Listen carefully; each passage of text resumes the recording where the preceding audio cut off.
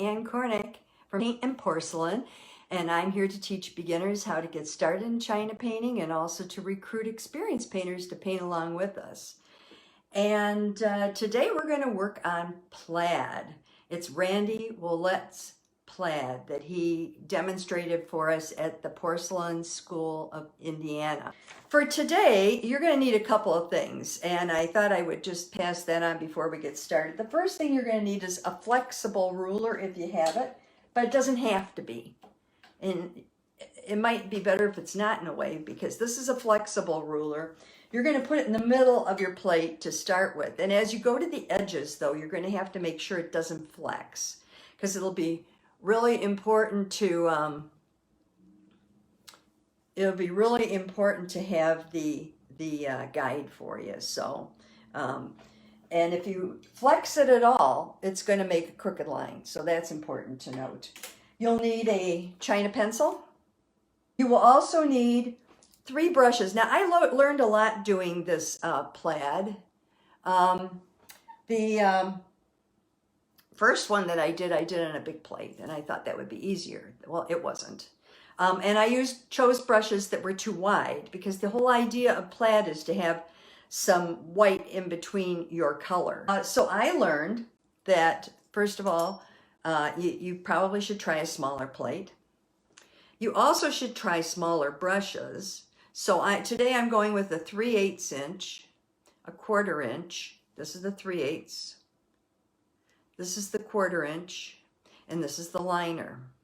Now, I selected the metal ferrules because I think that they stay flat and they stay together a little better than the quill. That's my preference. You can do whatever you want because this is your project. You can pick any colors you want. The colors need to be light.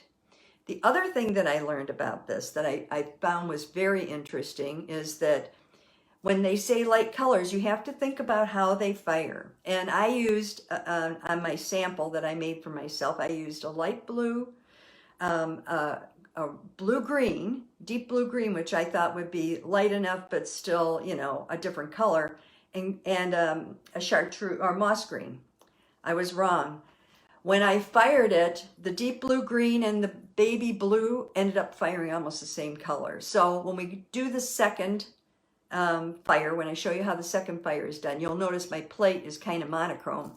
And that was my fault for not realizing that those colors were not going to fire as separate colors. There wasn't enough separation in color. So I would suggest you pick 3 different colors, like a blue, a green, and maybe a gold, or something like that, so it's obvious that they're separate colors. So that's the other thing that I learned on this. And there was one more. Oh, the other thing you're going to need is a guide. Now, I don't know if we've talked about this a long time ago. This is a guide. It has these little clips on the back on both ends. And if you put this clip on, it'll give you more space. You put this clip on, it gives you less space. You pick one of these holes and you put your pen in it, and then you go around your plate. I'm using an 8-inch plate today. And as you go around your plate, you're going to get an instant border. So the first thing you're going to do is use this guide, because you need a border on a plate. And if your plate doesn't have a border, this is the way you do it. You clamp this part up here. And I'm going to use a Sharpie. I hope it turns out a little better than the pencil would. And I'm going to put it in this hole. I'm putting it in the middle hole here. You pick what you want. And then you kind of pull towards the center as you go to make the line. Pull towards the center of the plate. And that's why I like this guide, and I like this table, because it makes it very easy to get your circle on your piece. I'm going to do this, and I'm going to do it with this. This works much better because it's narrow on the sides. Then you're going to go out to the next one, and you're not going to flex it as much. You go there, go there, go out to the next one. Now don't flex it at all if you can help it.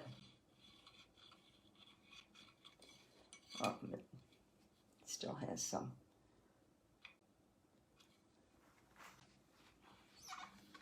This still has a little bit of the turpentine or mineral spirits I used on it here.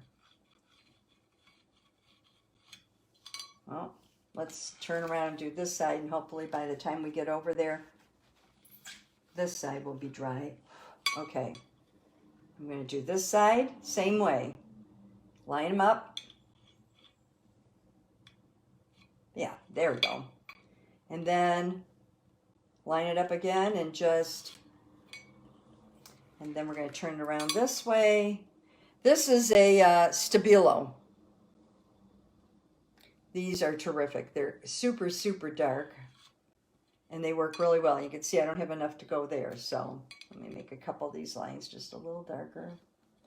Oh, there we go. So there are my guidelines.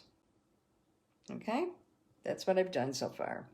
They're all the width of the ruler. So you start with the ruler in the middle, and then you move over, and you just make them the width of the ruler. You only do these lines, the stripes right now. And the reason for that is because this is, you're only going to do the stripes, and then you're going to do the stripes the other way. That's how you get this accomplished. So I guess the Stabilo is the better one. Okay, I'm going to take my brush, starting with my biggest brush, clean it real well, pick 3 colors. On this one, I'm going to do a blue, a green, and a gold, or maybe an orange or something, because I want to make sure you can see it. Start out with my blue, and I'm going to use baby blue because baby blue works really well. I'm actually going to use a little Tahiti because it'll be a little darker.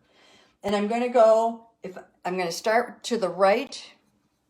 So here, I'm going to start to the right of the line, and I'm just going to paint down the right side of the line. And if you go into the middle, that's fine.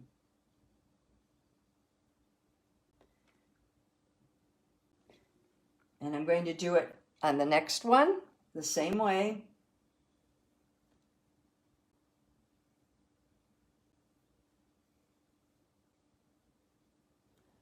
Get a little more oil. Now, be careful with your oil. If you get too much oil on, it's going to run. So when you put it in the kiln, so make sure that I know you need oil to move the paint, especially when you're on a curved surface, but try to minimize the oil. There we go. And I'm going to do that all the way around.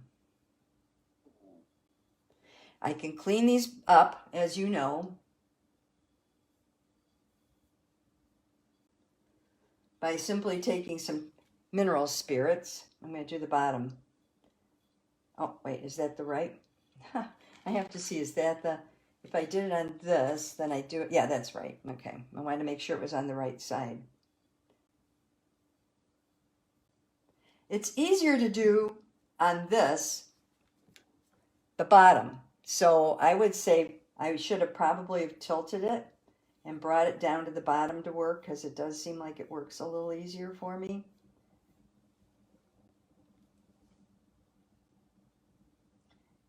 And you're going to have to, with this one, you're going to have to start up in the white space above it, because you want to make sure that it's even. If you pull kind of quickly, you'll stay fairly straight. Get some more here.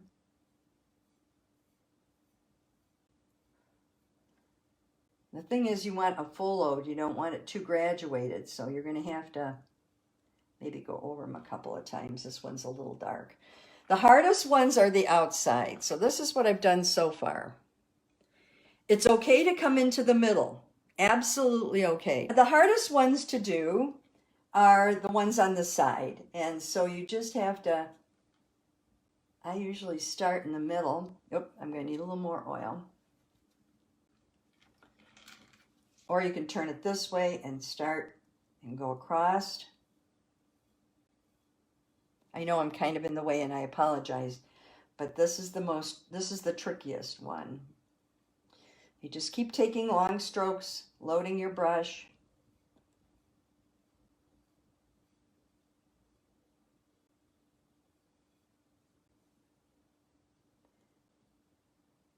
You do have to fuss with this a little bit. And then so I know it's distracting. It's going to distract your eye to see the lines on there and to see the fact that I went over, but that's what you want. Okay, now you're going to take your second brush. This is my second brush. This is the 1/4 inch. And you're going to pick a different color. In this case, I think I'm going to pick a moss green. You have to keep the colors light because when they crisscross, they become darker and they can get real distracting. So it's important that you keep these colors fairly, Randy said pastel, but I think light is a better way of saying it. Oh, I just need more oil on this brush, I guess. Here we go.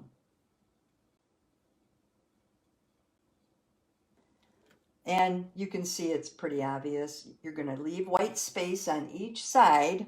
That's the whole point of this. You want to leave some white space.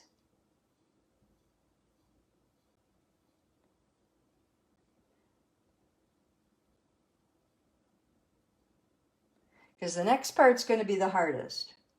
You're going to use your liner and put a line between each of these. Ha ha! Now, Randy said think of it as material. And I think he's right.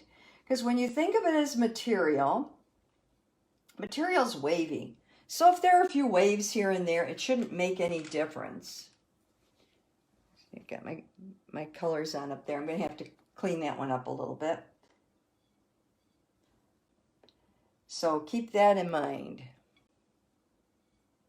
Okay, now over here on the sides, I'm just going to wing it. I'm going to pick an amount.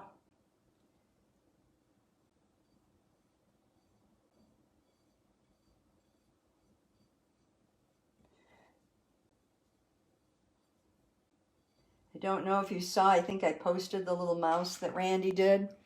It is adorable and has plaid around it. And he showed us a number of things he had done with plaid, and it was amazing.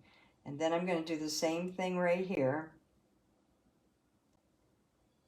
Try to keep your lines as smooth as you can. It's going to be difficult because this is freehand, of course. And then here, I'm going to put it through the middle.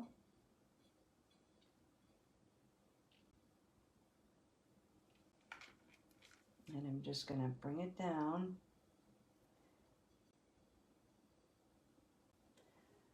So that I'm about in the same spot down below.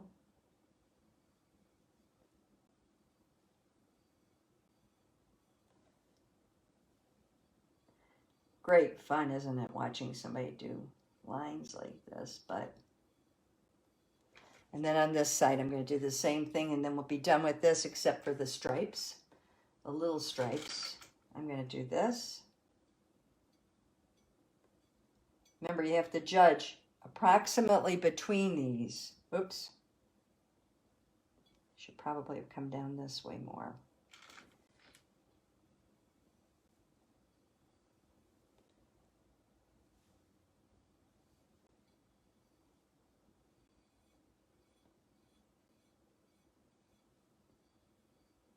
Now, of course, Randy did this like second nature. This is what I have so far. It's kind of a mess at the bottom, as you can see. So I've cleaned my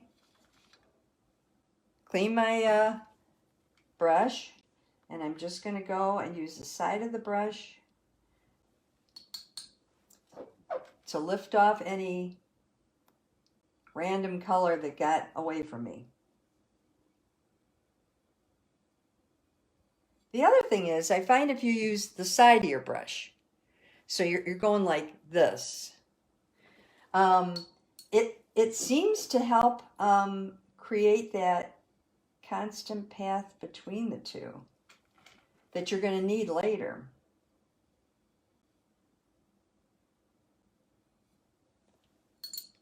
I'm just going back and cleaning up a couple of these that I know are just horrible.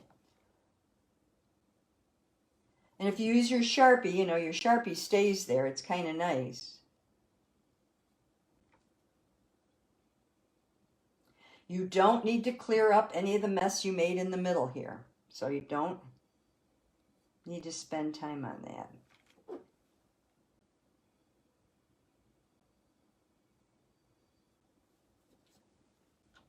All right, so that's what I have so far, my stripe. Now for the pickiest part. I'm going to take my liner.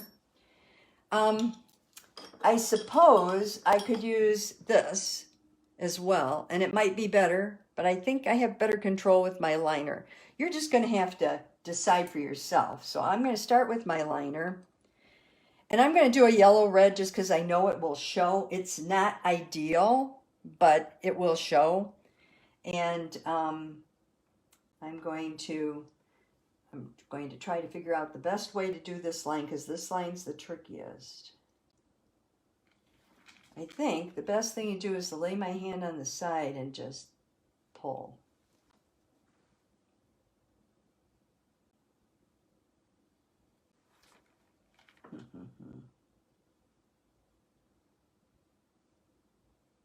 Ah! Now that doesn't work. So for me, the best thing is to rest my arm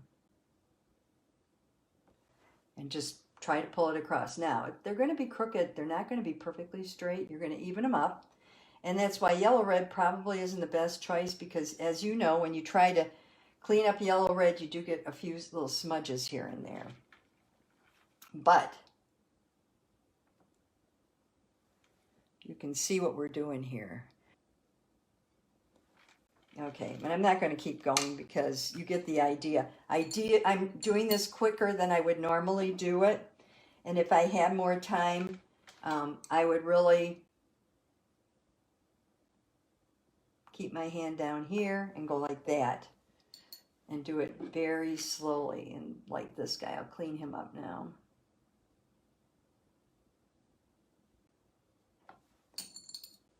Let me clean this one up, it's a mess.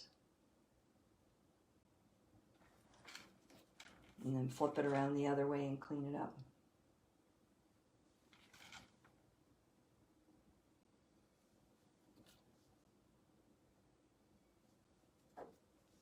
Oh, that's the pencil line. You have to be so careful because those pencil lines really sneak in on you, the pen lines. And then over here, I'm going to clean it up and then I'll show it to you.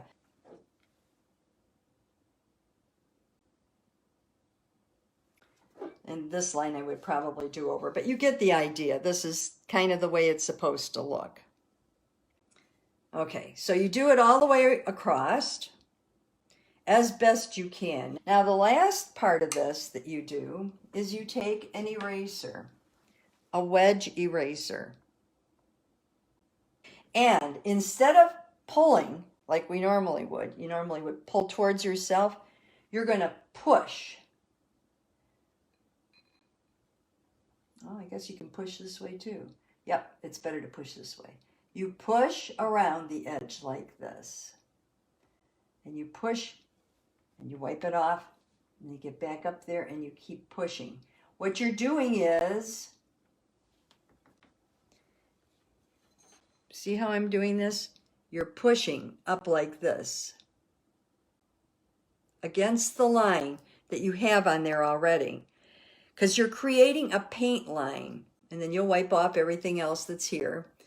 And that paint line on the second fire will help be your guide for the border. So that's why you push and create that paint line. Normally we want to get rid of that paint line. But on this,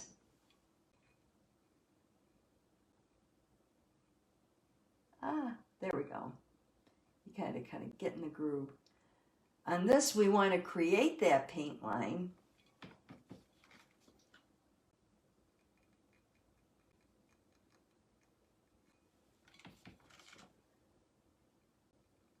All the way around. You really aren't able to see what I'm doing, are you, there? Let me go down like this.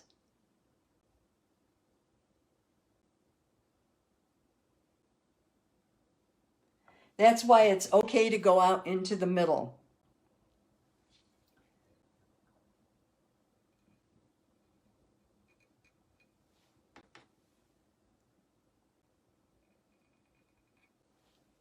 Okay, and then you're going to take a Kleenex or Q-tip or whatever you have, and you're just going to go around and clean it up. Now, eventually, once you get your plaid done, you will be able to paint the center of this and make it adorable. But this is a plain plate that we put a border on. Okay. Now, you're going to fire it like this. Obviously, you're going to finish these guys here. You're going to finish down here, here, these two, there, and there, so that they all have the red between them, or whatever color you choose. So this is the first fire of the plaid. And like I said, I would use a different color. I would use a yellow, brown, or something that's a little more forgiving than the red. But obviously, you know, you can see the red, right? And that was the main reason I did it.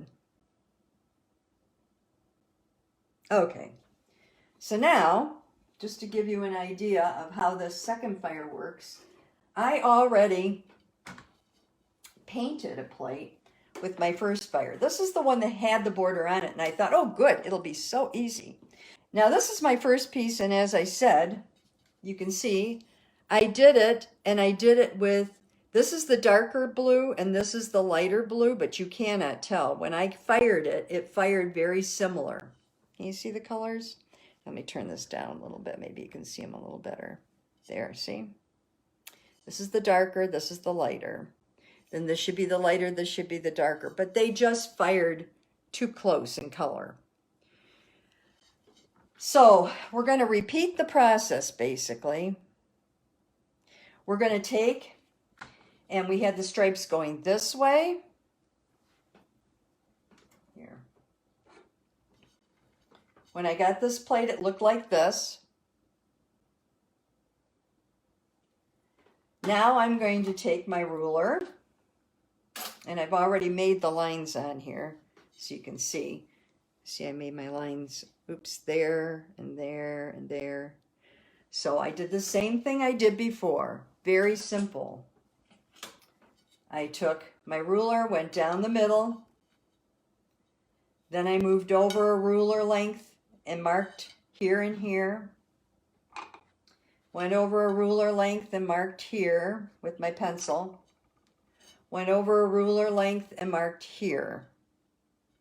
Then I flipped it around because it's easier for me. I'm right-handed. If you're left-handed, obviously be easier to go the other direction.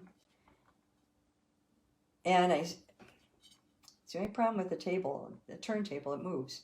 I started here, then I moved over, and moved over. You're always going to have a little bit on each side, but it's not going to look terrible, horrible, awful. So that gives you just an idea of, okay, so you're going to now take and use your color. Now, you can see I already did part of it, so you can get an idea of what it's going to look like. This is the plaid right here that I've done already. And I'm going to just demonstrate it up at the top so you can see how I did it. Well, actually at the bottom, because it's easier for me to do it at the bottom. Now, on this plate, I used way too big of brushes. I used this brush, and then I used this brush, and the first brush I used was, what is that, an 18. Then I used this brush, and then I used the liner. It was just too huge. This first one was too big, and they started to all run together. But because that's what I have on the plate, I'm going to do it for you so you can see. So I started out with like a baby blue. So let me get the baby blue here. And again, I went to, up here I went to the left. So down here I'm going to go continue it down and go to the left of my mark. Sometimes you have to flip the brush over when you're loading it just to get an even coat. If you do it this way, and then do it this way, you'll get a more even coat on your brush, and that will help you.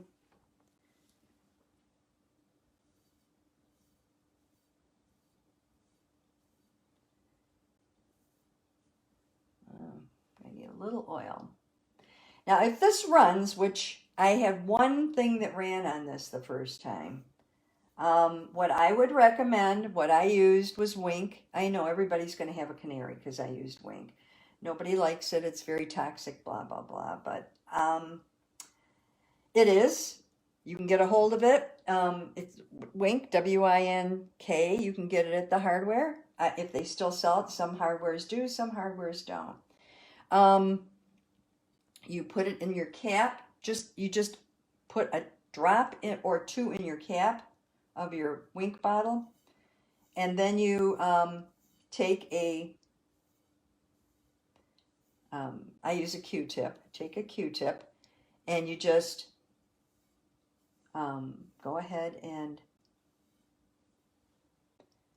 dab it on the Q-tip, and then dab it on the plate, and just keep rubbing in little circles until it comes off, and then wash everything with soap and water. I have never had a problem with it. I've never broken out from it, but if you're sensitive, you may, so be very careful. Now, it's much easier to do the second coat, as you can see.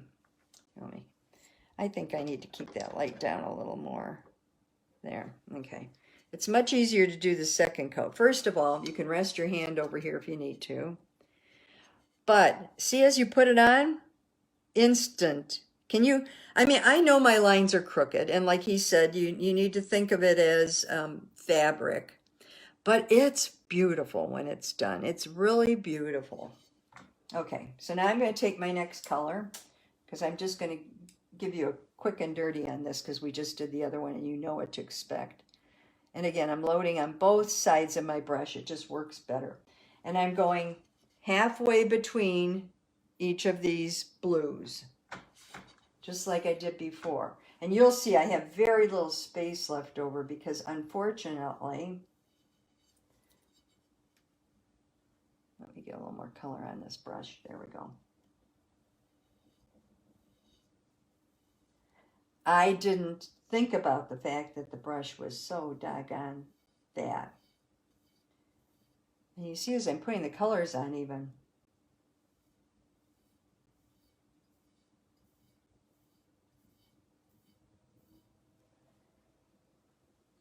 they're very similar.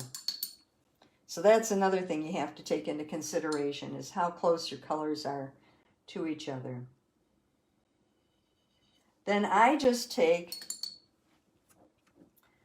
my mineral spirits using the side of my brush as a guide. And again, that's this part here, not the tip, not the flat part, but the side of the brush. I'm painting right on the side of the brush. And I'm just going to pull that through to clean it up. And as soon as I'm done with this, I'll show you what it looks like, because it really makes a huge difference. You have to keep cleaning your brush as you do this, though, or you're not going to get the nice clean lines that you want. Okay, look at the difference. See how nice? Oh, see how nice that looks now? It really looks nice. And the last thing I'm going to do is I'm going to pull, this is a green through here. So I'm actually going to take a little chartreuse and mix it with a little bit of moss green. My moss green, you know from past shows, oh, geez, it got red on it. It kind of pulls for me. And I did use the liner on this because I really didn't have much hope for this, so I used the liner.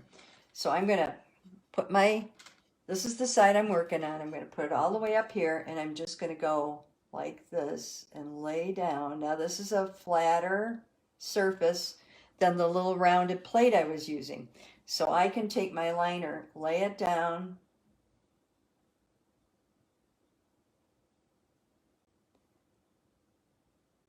and just go across. Where's the little, oh, here we are. Oh, that's a black line. I thought it was a mistake. Right here, you could take a little off the end. Yeah, that's better. You see, it's easier if you can see how I'm doing. I know it's not real easy to see how I'm doing this, but I'm just pulling across. And this is my liner, and it's because this plate is much flatter than the other plate. So if you can find a plate that has a border that's a nice flat border that you can play with, to try this.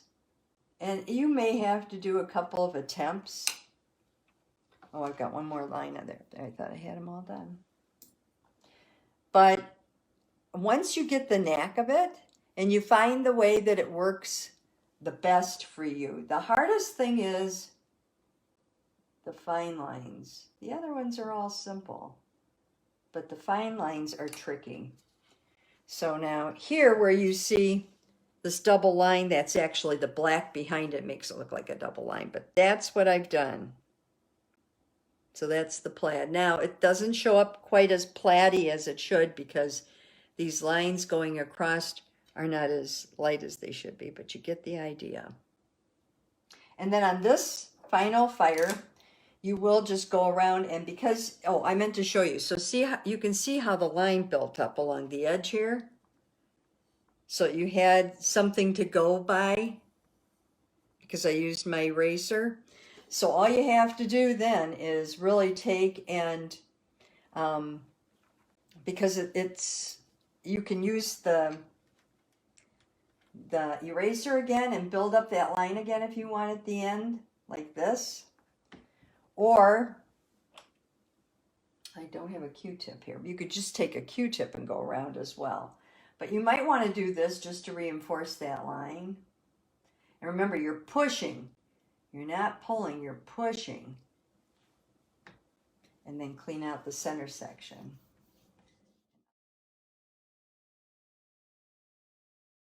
Hi, Ann Cornick from Paintnporcelain, and I just wanted to pop on. I'm in the process of trying to darken some of the lines on my plaid, and I remembered something my father did that made it so easy to steady your hand when you're working on a large plate. So I wanted to show that to you so that you have that if you're working on this plaid. So here's my plate, and I'm putting the darker color on it. I found this board, and what I'm doing is, you can see that side is wet. I'm going to put the board over that side, just like this, and I'm just going to, the wet paint is under here. The darker colors are the wet paint. I put this on, and I'm just going to lean right on that, and I'm going to paint. Oh, get a little oil here. And this makes it so much easier to paint those straight lines, and also to paint over into some of the difficult areas to reach. Then you just move your board down and you paint some more. I can then take my turpentine and go back and even up these lines. Doing the last one now. You can see this here. Loading my brush and just doing the last one now. Ooh, way too dark. So let's wipe some of that off.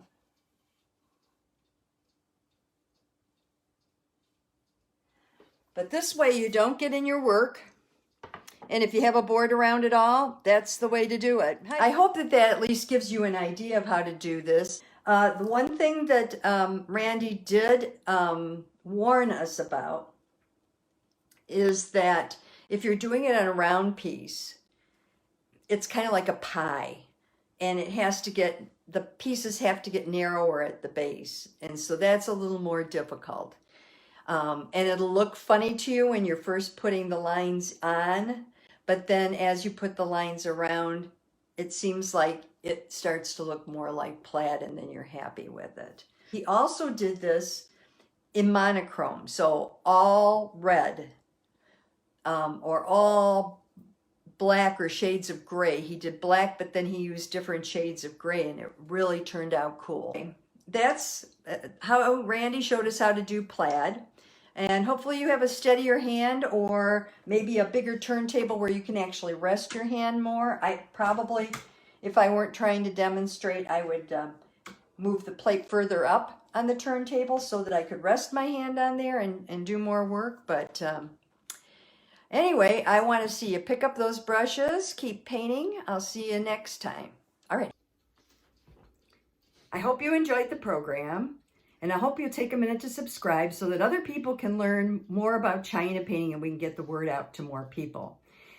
You also can look at the links below. My paintnporcelain.com website has a lot of freebies and printables for new and experienced painters, as well as studies, supplies, and even some of my hand-painted china. So thank you again, and I'll see you next time.